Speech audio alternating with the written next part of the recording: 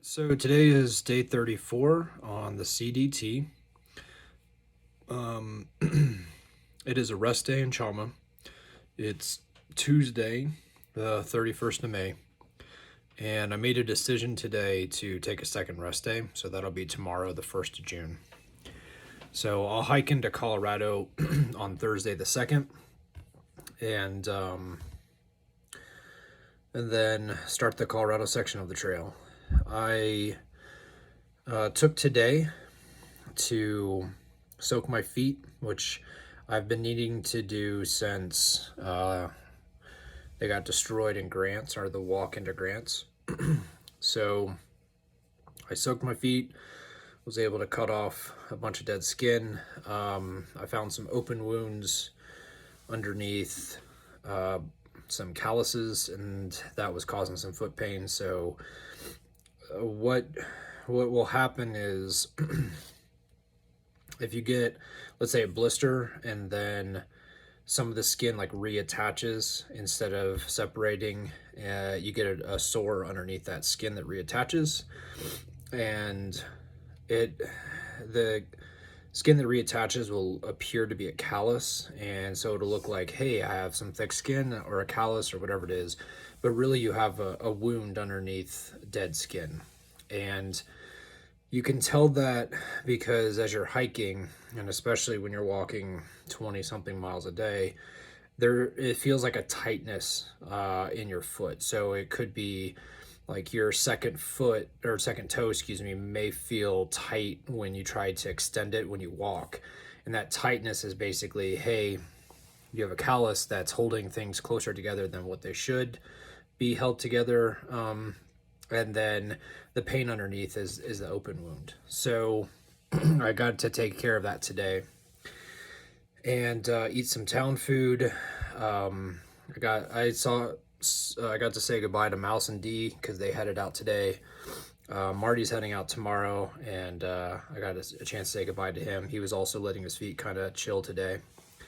During my road walk into town yesterday, which again was 100% asphalt, the last 5-ish miles, I started feeling a little bit of pain in my left shin, and that was probably the beginning of shin splints, which I'm surprised, like the four of us, Dee, Mouse, and Marty, I'm surprised any of us got through that almost 200 or 190 mile detour from Grants to Chama that had mostly road walk. I'm surprised that any of us got through without having some shin splints. So the fact that my left shin was talking just a little bit, it was warning me like, hey, if you keep doing this, you could have some issues. So that was another reason for me to say, okay, you know what, I'm just going to take a second 0 day. There's no rush. I'm getting into Colorado super early. So that's where we are status wise. So you folks will get another one of these in-town videos tomorrow, which will be the 1st of June. And then we'll be back on trail. So today's going to be answering some questions that you folks sent. And since I kind of opened this video with a little bit of foot talk, which again, hopefully that's going to diminish pretty quickly here. One of the questions, or I've received several questions about gear. So I'm going to answer one question about gear today, and then I'm going to answer a question about verbiage I've used, and then some food. Tomorrow's video, we'll dive a little bit deeper into gear. So the one piece of gear that we'll talk about is shoes. I am using, let me back up. On the PCT, I started hiking with a pair of shoes, and they ate my feet up horribly. I got to a gear shop in Idlewild, California, and the gear shop said, hey, Solon is making this XA Pro shoe that is in a wide version, so it lets your feet or your toes spread out, and it's made for not only trail running, but they kind of made it for long distance hiking, like some of the features and stuff.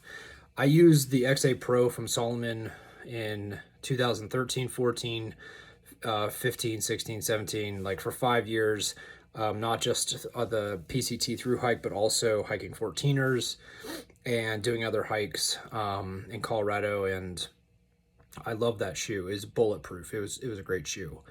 Unfortunately, the quality of that shoe diminished over the last couple of years, and I realized I can't rely on the shoe anymore, which is unfortunate because shoes and I just don't get along. So when I find a pair that work for me, I kind of want to keep using them, but I realized I couldn't use them anymore. The quality just got too bad, unfortunately. I apologize.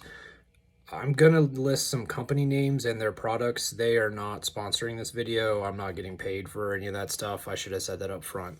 So just a warning there, like I'm not sponsored, not receiving any money. I'm just going to talk about the gear that I'm using, and it just so happens that it comes from companies, of course.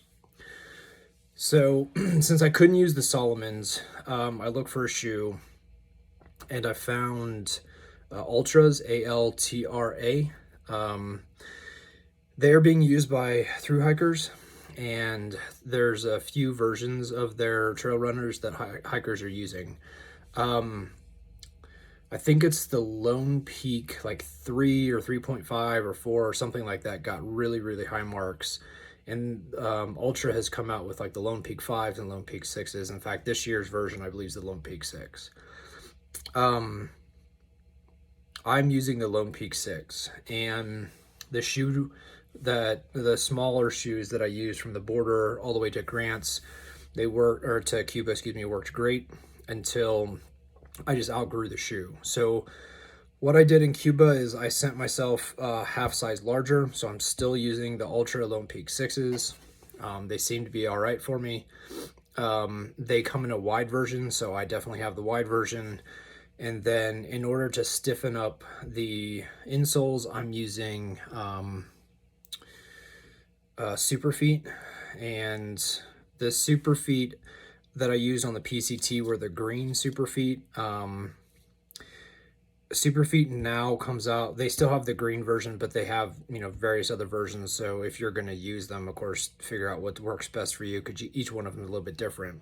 But they did come out with a version that it still has a green color to it, but it's specific for hiking and trails. And I don't know if that's the specific model name, but like the advertisement says hiking and trails. So I decided to give that a go. And so I removed the factory insoles for the Ultra and replaced them with the Superfeet, the trail and hiking. Because I'm using the wide version, there's a little bit of a gap in my Superfeet compared to the original insoles. Thankfully, that gap's kind of on the side away from where I'm stepping, so that's not causing an issue right now. It's unfortunate that Superfeet don't make a wide version because many companies are making wide versions of their shoes, and they've been doing so for years and years, especially for thru hikers, because we want our full feet to have room, especially when they swell up after we've been hiking 20 miles in the desert. But thankfully, like I said, the gap in the Superfeet is on the side, so right now it's not an issue. So that's the small gear piece of this video, and those are the shoes I'm using. Verbiage. So somebody asked, actually 3 people asked a question. I keep saying the word we, and they said, who is that? We is going to change dependent upon who I'm talking about. So the large we could be just we as in thru hikers. And so I think like in yesterday's video, I mentioned like we may have to walk to the Colorado piece of this or section of the trail instead of riding the train. I just meant like the larger thru hiking group this year, 500, 600, 700 hikers, whatever it is. We have to walk from Chama to the pass or get a hitch. We can't ride the train. So that's when I say we, in that case, it's just the larger thru hiker community. The we could also mean just people I've been hiking around that day. So if good examples, when we were exiting the Gila alternative, there was a campground, and I ended up hiking near 1, 2, 3, 4, 5. I think I was around 6 other hikers, and one of them was a couple who had a dog, and the dog's name was Odin, just in case anybody needed to know that. And so I think, like, in that video I said we stayed at the campground, or maybe I may or may not have said that, but that we is just the hikers that were around me during that day. The we over the last 8 days were that use of it was probably focused on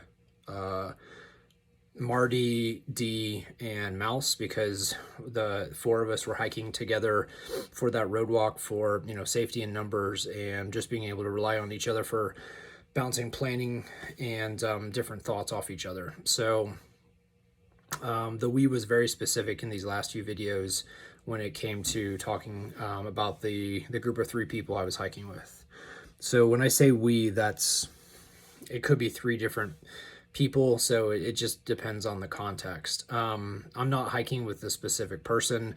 I started the trip solo. I've hiked, you know, a couple days with Rats down in the Gila alternative. I hiked with, you know, D, Mouse, and Marty for the Shackleton alternate from Grants to Chama, and I've leapfrogged with a couple other hikers, and I hiked, like, the first day, for example, with a person I came with in the shuttle.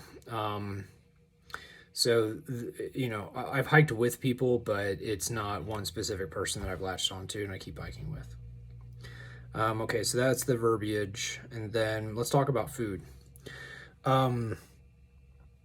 Food is an interesting beast. Every single person has a different approach.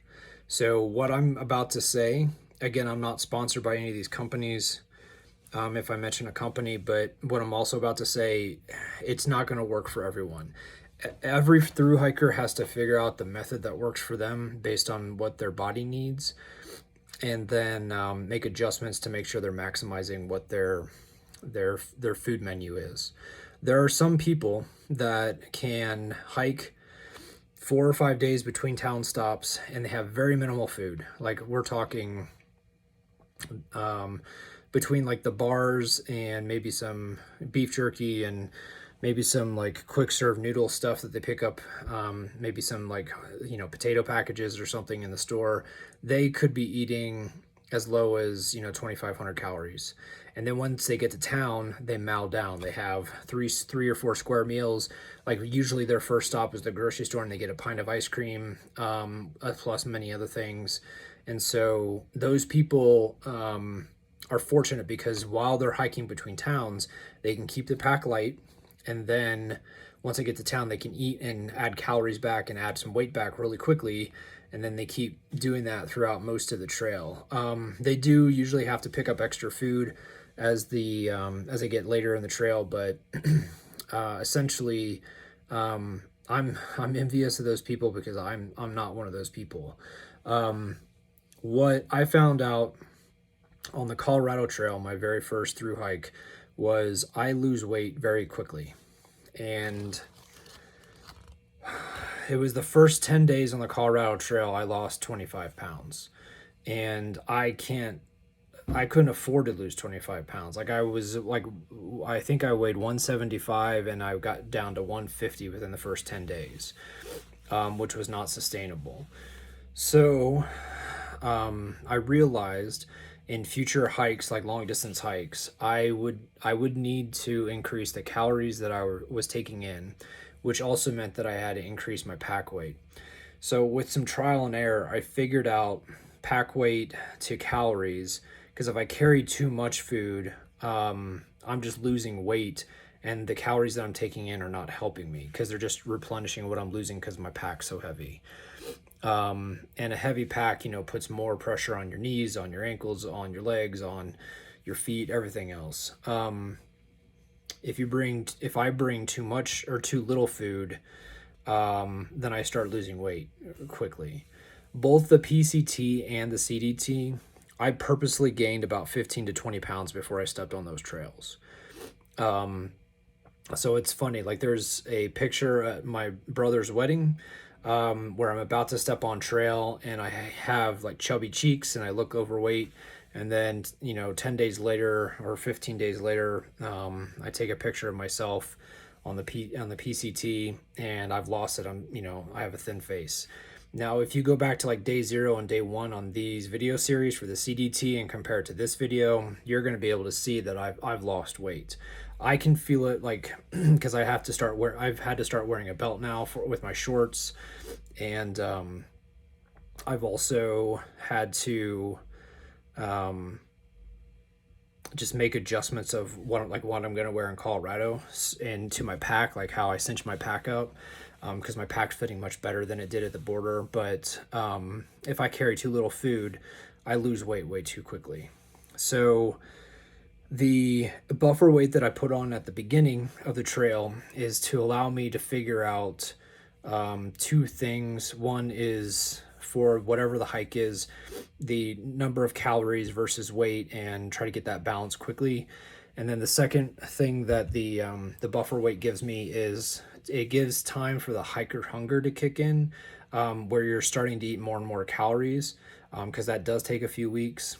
And then I can lose a few pounds, and it's the extra, pounds that I'm losing, not my core poundage. I don't know if core poundage is a correct phrase, but whatever. So hiker hunger basically means like you just feel hungry all the time or most of the time. Like you'll eat something and 20 minutes later you're hungry. It usually kicks in about a month or so after you start hiking, but everyone's different. My hiker hunger has definitely kicked in. I got into town yesterday, went to Subway, picked up 2 footlongs. This morning I went to a little cafe here and ordered a breakfast burrito that filled up like one of those oblong or oval shaped plates, and put most of that down. So, and 20 minutes later I was hungry. So my hiker hunger has definitely kicked in. So my menu, what I found out is I need on trail, I need about 4,000 calories a day. That allows me, excuse me, that allows me to keep on weight. And then when I get to town, I can mount down on some food. Unfortunately, 4,000 calories a day means that I'm carrying usually a heavier food bag than most people. But if I didn't try to eat that many calories a day, I'd disappear between towns. So the actual menu. In the morning, I will get up. I will put in some supplements, a fish oil, multivitamin, and a couple of vitamins that are specific to my needs. And so every person like has some specific stuff that they got to take. So one example for me is vitamin C. My doctors suspect that I have gout because I've had some flare-ups that kind of mirror gout, but we haven't been able to extract fluid from the joints during a flare-up, so we haven't been able to verify that. And what vitamin C does is allow the body to flush different, I don't want to get too medical or technical here, but it allows the body to flush different things that causes the flare up. So like I'll take in vitamin C just to kind of help my body flush that stuff out. So that's supplement wise. Actual eating in the morning, I'll have a package of Pop-Tarts, cold because we don't have a toaster, of course, but I don't use Pop-Tarts on the PCT. I did, but on this hike, I actually don't use Pop-Tarts proper. I use a healthier version of them. I can't remember what the name of the company is off the top of my head. Nature's Path, I think. So I guess fancy pastries compared to Pop-Tarts. I also will have some kind of chunk of meat. So I like dry salami because I don't need to refrigerate it. It keeps well in your pack, and it's a thicker meat, so your body has to process it a little bit longer rather than it just running through your system and your stomach being like, feed me. So those are the two primary things I'll have at breakfast. Later in the hike, I'll be eating pumpkin seeds. And I think I'm actually getting to the point where I'll need to start eating pumpkin seeds with the pastry and the salami. I think that's it for breakfast. For snacks, I have 2 different types of bars. One is just your general Cliff Bar, And then Cliff also makes a bar where I think it has a higher protein, and it also has like some type of it's not a paste. I don't know what to call it. But it's like, peanut butter bar where it has like a smearing of peanut butter instead of just having peanut butter baked into the bar. I also will use Cliff Blocks, which are those gummies, because they're quick energy hits. So if I feel my energy getting low, I'll put in a gummy or three, and that gives me quick energy, and then that tells me like, hey, I need to eat a Cliff Bar so that I can keep on hiking. I also use hard candies, especially in the hotter temperatures. So in New Mexico, I was using Lifesavers and Jolly Ranchers because it keeps saliva in your mouth, and that way you're not constantly thirsty. I actually learned that trick from a trail angel in Idlewild, California. His trail name was Lifesaver, and he would give Lifesavers to all the hikers he drove from town back to the trail because you're about ready to hike across a low point in the desert. And so that's where I learned that, was from Lifesaver and the hard candy. For lunch, I will cold soak ramen. So I have a wide mouth Nalgene. I'll put water in there. I'll put the noodles for the ramen in there and cold soak them for an hour, and then they're ready to eat. And then I'll add the flavor package with the sodium. I'll also eat a package of like salmon or tuna with the ramen. I will have some protein powder that I don't remember I think it's Garden of Life, I think maybe the company's name, but I will eat some or drink some protein powder, and then I'll have Snickers. So that's lunch. And then I'll have an afternoon snack. There's bars it's meal bars that are from Off the Farm is the company name, and they're really dense, high calorie bars. So I'll have that in the afternoon, and usually another sleeve of blocks. And then for dinner, I'm doing two things. One, I make my own dinners. So I made a pasta dinner and dehydrated the sauce, so it's like a leather. And so I'll rehydrate that when I'm cooking. And then I have vegetables. So it's dehydrated chicken and turkey. I have all sorts of vegetables, like 16 different vegetables, like carrots, potatoes, leeks, cabbage, onions, bell peppers, peas, celery, and a few others I'm blanking on right now. And then I have spinach noodles and corn noodles, and I put those through food processor, so they're either dust or really small, so it's easy for them to rehydrate. And then I have cheese, powdered cheese. So that's one type of dinner I'll have. The other type of dinner is I'll do like Backpacker's Pantry, and those are nice because they come in resealable packages. So I just have to put boiling water in, mix it together. It's a resealable package, and then I can use that resealable package for trash or whatever. I also have like a Kit Kat and like a Justin's peanut butter package as part of dinner. I have two electrolytes that I'm carrying. One is LMNT, Element, and the other one is Kinderlight, and they have just a little bit different mixture in there. So the Kinderlight I will usually drink sometime in it's either the late morning or early afternoon, so before or after lunch, depending on the day and how hot it is. And then the Element, I'll drink half of it before I go to bed, and then or a couple hours before I go to bed, then the other half in the morning when I get going. And they come in single serving packages, and I think the Element I mix with 1 liter of water, so I can have a half liter once I finish hiking, and then a half liter in the morning.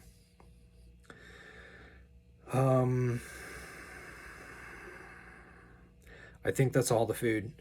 Of course, if I need to, I'll supplement it with stuff from town, or when I get to town, I'll eat some supplemental stuff. Yeah.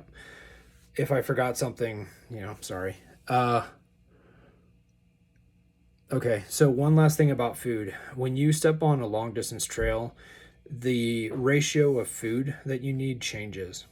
So for example, I will have like 45 to 55% of my food is going to be carbohydrates, so that's sugar. I'm gonna have about, I'm trying to remember the ratios off the top of my head. I think it's like 25 to 35%, I believe, is going to come from fats. And then a very small percent, like 10 to 15%, will come from protein. And you may think to yourself, well, you're hiking a lot and you need to build muscle or keep your muscle. Why aren't you having more protein? The reason why is because in order to prevent major body loss, we meaning through hikers, we need to turn our food into energy very quickly. Carbohydrates are the fastest way to turn, or the fastest food that turns into energy because it's sugar. Fats, I think, are the next fastest, and then protein's the slowest. And so that is why my snacks, a lot of my snacks are sugar based or carbohydrates based. They may have some protein, like the protein powder I use, I think comes from non-animal sources. If I remember, I could be incorrect on that. I looked at a couple of protein powders, but essentially carbs need to be the highest, and then your fats, and then your protein. And I tried to mix those for each meal. So that's why I'll have a pastry in the morning with some salami, and then like I'll add in some seeds. Lunch, the ramen has oil on the noodles, and then I'll have that package of salmon or tuna, and then I'll have also Snickers, and then protein powder. And then for dinner I have that Kit Kat with the Justin's almond butter. And then I'll have whichever meal, like the backpacker's pantry or the pasta sauce. And to the backpacker's pantry or the pasta sauce, I add 1 ounce of olive oil or another type of oil that I have that I think is coconut based. And it's just the oil comes in 1 ounce packages, and I just add that in because it's fat. So again, I'm trying to get the carbs and the fat in. So let's see. That's food. It's like I said, my food bag is heavier than most, which is unfortunate, but it's what I need to make sure I'm not losing weight too quickly and losing strength on the trail. So my hiker hunger's kicked in, and so early on the trail I realized I had too much food. I think I mentioned that between the border and Lordsburg. And so the folks that are sending me my resupply, I had them start removing some things when they sent it to me because I didn't need them yet. And now they've slowly started not removing them, meaning adding them back because I need to eat more. Okay, I think that's everything food wise. You'll notice that I don't cook. I cook 1 meal a day, and that's the dinner. And that's my largest meal because I stop hiking, I cook my dinner, and then I can sleep on my dinner and let it add calories to my body. But that's all I'm cooking is 1 meal a day. It saves on gas, it saves on weight for having to carry gas canisters. And there was actually one section that I didn't even bring the backpacker pantry or the pasta sauce because I was getting low on fuel because I got to pick it up at different areas, and not every town has the fuel. So I actually bought from the store. I bought a couple extra ramen, and I did ramen for lunch and ramen for dinner for like 3 days. So I didn't even use my stove for I think 3 days. So we'll make a little adjustments like that if we need to. So it's been a long video. I've answered some of your questions. We'll answer gear questions tomorrow, or I'll address my gear. And I hope everyone has a nice evening. Today's shout out is to all the folks that have May birthdays. I know I have quite a number of you friends out there that have May birthdays, and I'm missing the notifications on my phone. Unfortunately, I haven't memorized all your birthdays. So happy birthday to all the May birthdays out there, since so many of my friends celebrate getting another year wiser in the month of May. Have a nice evening. Hope everyone's safe, and I'll talk to you folks soon.